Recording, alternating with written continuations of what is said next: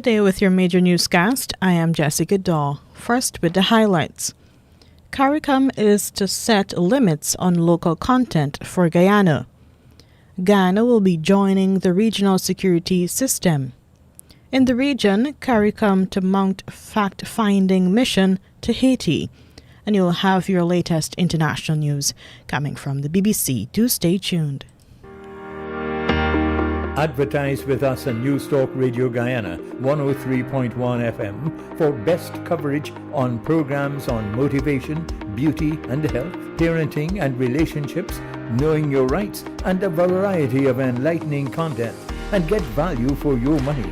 Call our helpful staff today on 223-1056 or 223-1041 today.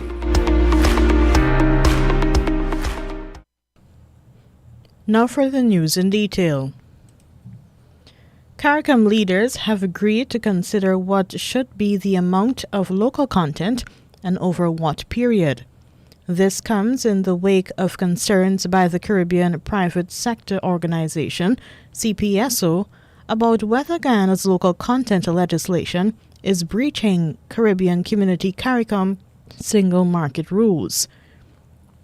Briefing the media on the outcome of the Caricom Mid-Term Summit that was held on March 1 and 2 in Belize, Barbados' Prime Minister Mia Mottley said Caricom leaders have decided to find a way of addressing local content without breaching the revised Treaty of Chaguaramas that governs a single market. Within the context of the discussions on the Caricom single market and economy, we placed before heads and heads accepted that there is need for us to review the issue of local content.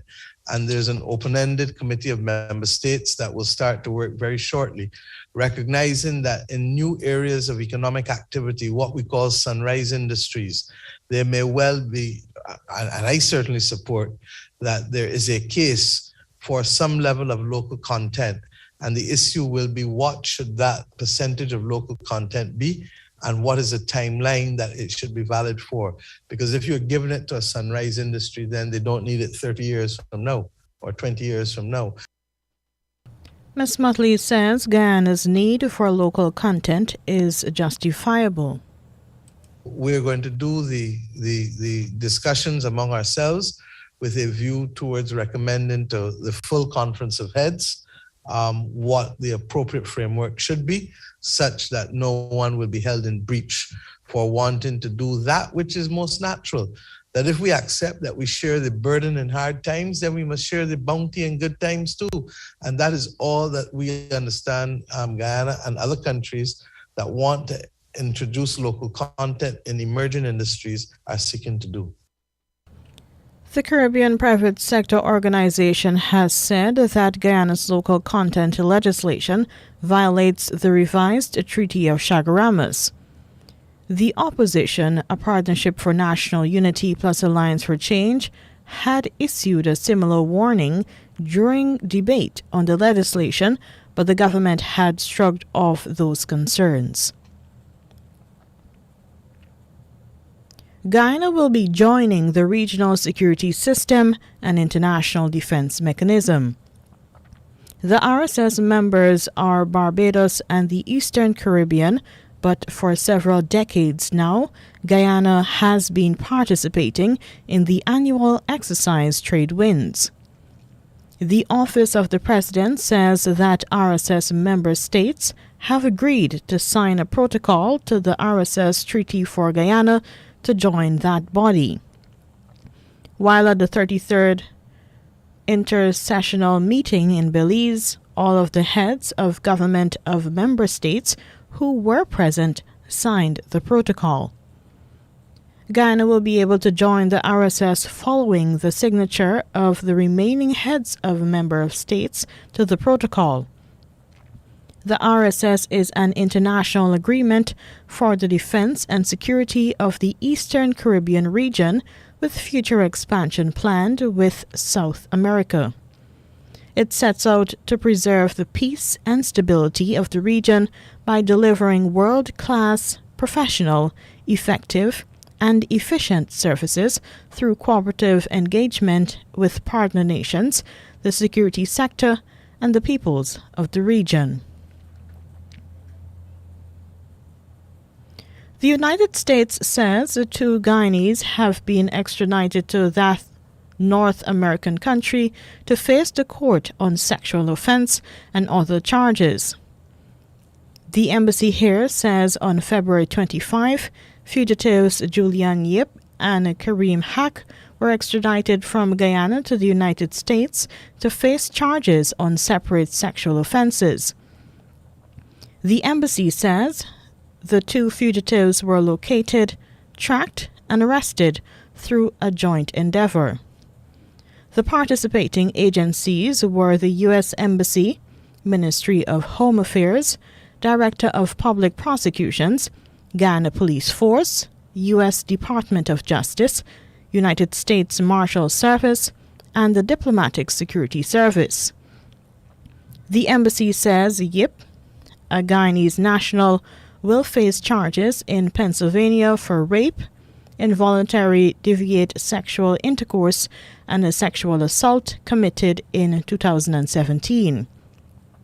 Hack, a United States citizen, is facing charges in Florida for sexual battery, procuring a person under 18 for prostitution, and attempt to commit sexual battery committed in 2006. Hack was previously featured on America's Most Wanted in October 2008. In August 2021, the United States government made a formal request for extradition of Hack and Yip, and they were arrested and placed before the courts in early February 2022. The 2 did not contest the charges and were subsequently extradited. This is the 4th extradition of U.S. fugitives from Guyana to the United States in the last 25 years. The U.S. says the extradition of the 2 fugitives strengthens the rule of law in Guyana and reflects the strong professional law enforcement and judicial cooperation between the United States and the Guyana government.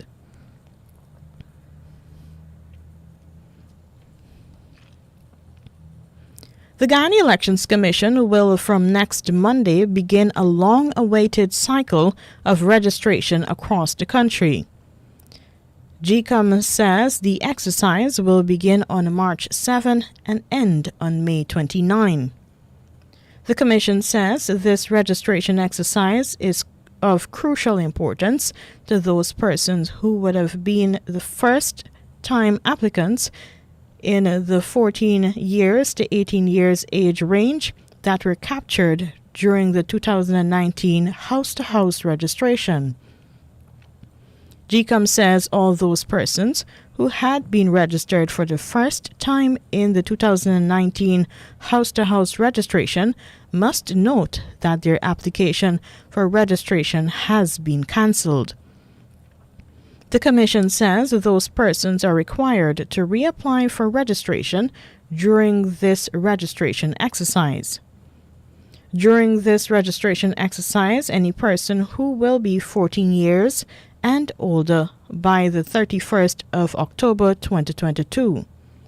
They must also be Guyanese citizens by birth, descent, naturalization, or citizens from Commonwealth countries living in Guyana for 1 year or more.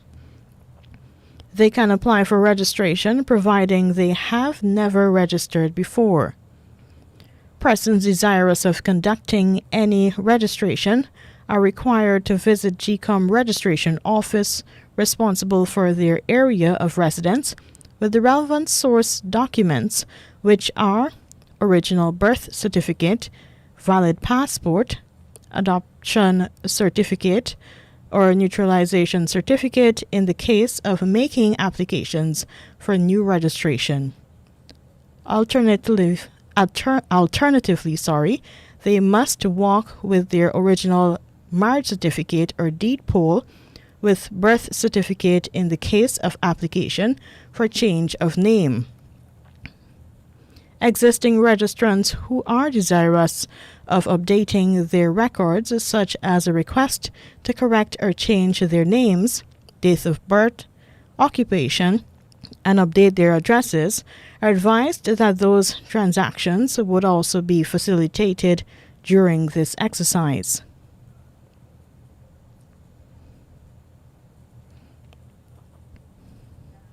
IDB Lab, the innovative laboratory of the Inter-American Development Bank, IDB, is providing financial support to STEM Guyana, Inc. to help 1,000 children across 40 communities in all 10 regions of Guyana. This support includes technology tools and supplementary learning in math, English, and science.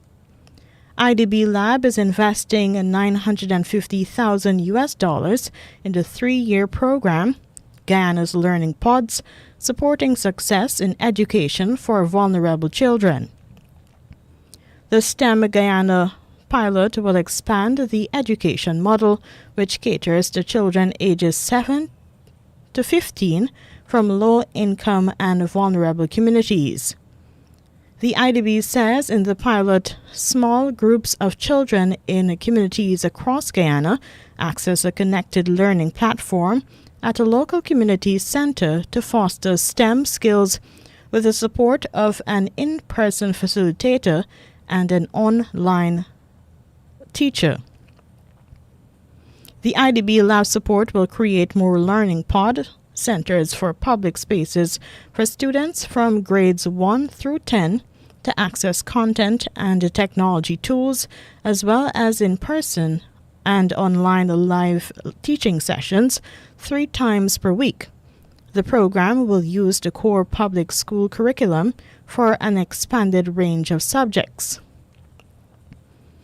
Karen Abrams of STEM Guyana says the Learning Pods program provides for small class in-person and tech-driven learning support for students who have been disadvantaged by the COVID pandemic school closures, and also ensures their safety as the program makes available cleaning supplies, masks, and temperature checks to all enrolled students.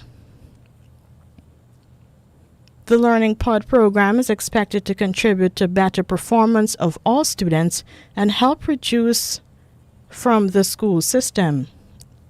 It targets 50% participation of girls. STEM Guyana expects a future expansion of the program to benefit as many as 5,000 vulnerable students over the life of the investment post-COVID-19. Guyana Telephone and Telegraph GTT says subscribers can now keep their existing landline numbers and use them as part of the fiber internet service. The company says that through its Fiber Just Got Better, it is launching the Fiber Plus voice service. This will allow residential customers to keep their existing landline number by bundling it with the high-speed fiber internet for $1,000 more. Currently, a landline customer pays a telephone rental of $750 plus charges for all calls. GTT's Chief Operating Officer says the addition of fiber voice to GTT fiber plans directly allows customers the option to keep their number while upgrading their copper technology to the more reliable fiber solution. Now for the news in the region. Caribbean community Caricom leaders have decided to dispatch a team to Haiti in the coming weeks in an effort to resolve the worsening political situation there. This announcement was made by Caricom Chairman Belize's Prime Minister Juan Breseno at a news conference at the close of a midterm summit of regional leaders. It's going to be ministers and experts because we want to be able to go in and to come out with an actual plan as to how we can help Haiti, and at the same time to be able to try to reach out to the rest of the international community to be able to help in the actual development of the country. That would be a more medium and long-term part of the plan that we want to work with. The Caricom chairman says the key issues are creating a long-term development plan and ensuring there are credible elections. We're saying that we will establish a Caricom team to be able to visit Haiti with a view to providing support in the facilitation of dialogue. Because when there are so many different competing groups, it's important for us to be able to move forward in Haiti that we have to bring everyone around the table. We have to try to support, we have to support the administration in holding credible elections. It's of no use to have an election right now and then you have a large portion of the population not accepting that. And also, as Caricom, we want to be able to support a framework for long-term development and building democracy through technical assistance. Haiti is yet to hold long-awaited elections, and the security situation is not improving. Foreigners are being kidnapped and held for ransom. Last year, a group of Colombian mercenaries with links to the Haitian community invaded the private residence of President Jovenel Moïse and assassinated him. In the Bahamas, authorities are cracking down on the tampering and forging of vaccination cards. Health Minister Dr. Michael Darville says a complaint has been made to police. He says a number of printeries are under suspicion. We want all print companies who are producing cards, and if they are involved in this kind of activity, to stop immediately because it was referred to the Royal Bahamas Police Force. It's a large amount, but what we have to do is we have to nip it in the butt right away because a lot of people who may be doing it may not realize it's against the law to manipulate a card from a foreign jurisdiction and put the Commonwealth of the Bahamas seal on the card. The Bahamas' Health Minister, Dr. Michael Darville. The 15-nation Caribbean community Caricom has created another portfolio in its quasi-cabinet. It is called Industrial Production. Star News reports that Suriname has been given responsibility for this new area. The decision was taken at the Caricom Summit, which wraps up today in Belize. Suriname is already responsible for gender, sport, culture, and youth in the Caricom quasi-cabinet. At the regional summit, there was extensive discussion about the further creation of a single market and economy and the contribution of the various economic sectors, such as the agricultural sector and tourism. Due to the importance of strengthening production in Caricom, partly in light of the recent international political and medical challenges, it is proposed to add a policy area, industrial production, to the existing policy areas. Suriname has been nominated to take on this responsibility and to further guide the sub-region on this path by collecting data, analysis, and policy proposals to increase industrial production.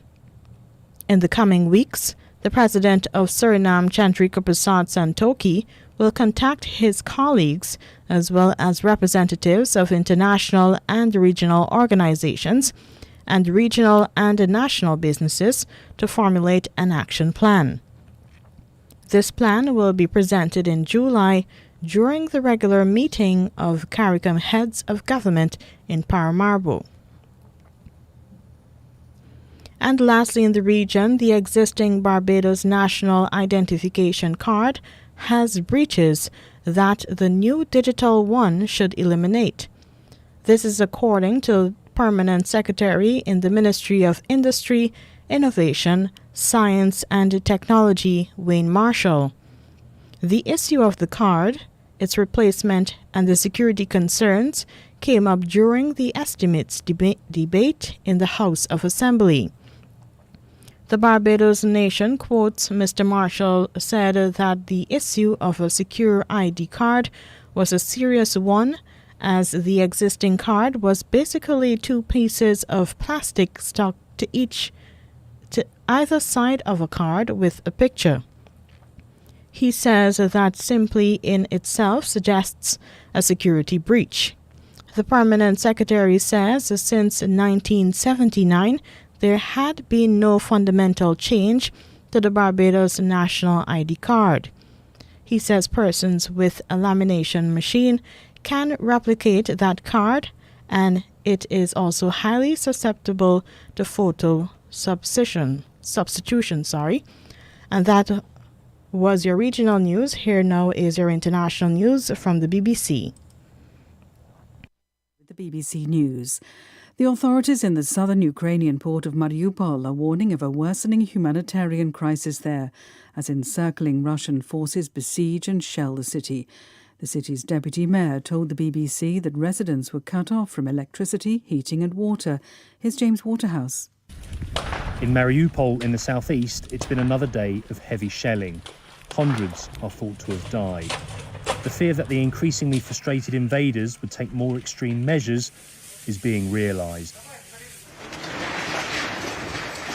Kharkiv in the east, more bombardment, but still in Ukrainian hands. In Chernihiv to the north, oil tanks burn from attacks from the sky. Authorities say a hospital was hit with 2 missiles overnight. And in Kyiv, a night of more explosions. A second round of talks between Ukrainian and Russian delegations have started in Belarus. A Ukrainian negotiator said on social media that Ukraine's minimum goal was to reach an agreement to set up humanitarian corridors to enable civilians to escape conflict-hit areas. The Russian side aren't optimistic for a breakthrough, as Jenny Hill reports from Moscow. The Kremlin's position is not shifting. It will not cease operations in Ukraine unless Ukraine is, in its words, demilitarized, denazified. That the Nazi theme is something which they use very strongly here, and with no justification, of course. And so it's really hard to see how these peace talks can really make very much in the way of progress. And I think really Mr. Lavrov is going on the airwaves to, in effect, just sort of make clear how intransigent Russia is going to be. So, as I say, very few grounds for optimism at this end, I think. European Union interior ministers are meeting in Brussels, where they're expected to approve proposals to give arriving Ukrainian refugees special temporary protection across the bloc. This would allow them residence permits and grant rights to access the labour market, healthcare and education. The prosecutor of the International Criminal Court, Caricom, has told the BBC he's sent a team to the Ukraine region to start looking at evidence of any war crimes.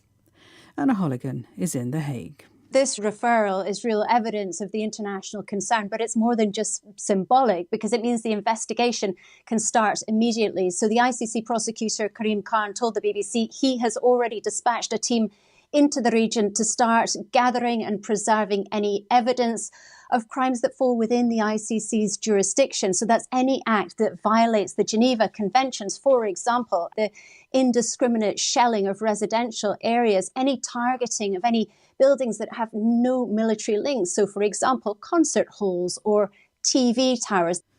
World news from the BBC. Oil and gas prices have continued to soar on global markets. The price of Brent crude oil has reached a 10-year high of more than $119 per barrel. In Europe, gas prices have also been rising sharply. Major commodities such as aluminium, coal and wheat have also been climbing. The foreign ministers of Southeast Asian countries have called for a ceasefire and an immediate end to what they called military hostilities in Ukraine. In a statement, the Southeast Asian bloc, ASEAN, said there was still room for peaceful dialogue, but did not make any mention of Russia itself. The organisers of the Formula One motor racing championships say they've terminated their contract with the promoter of the Russian Grand Prix. They say this means Russia will not be allowed to host any races indefinitely.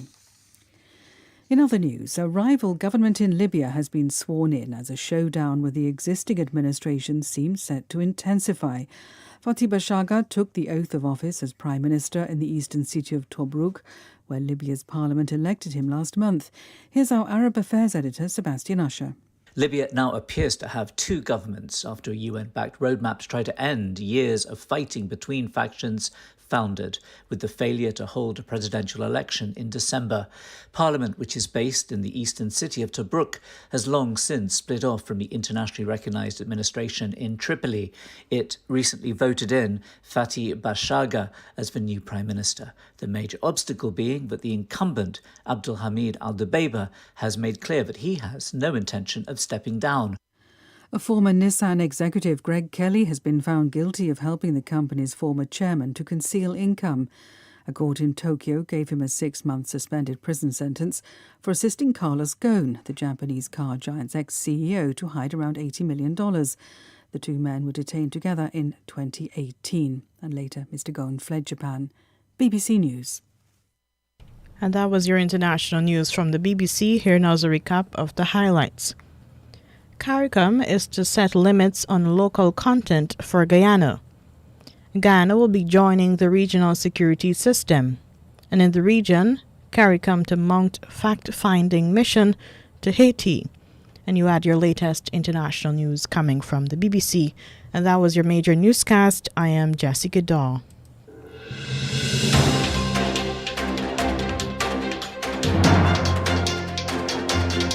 This has been the news, compiled in the News Talk Radio newsroom.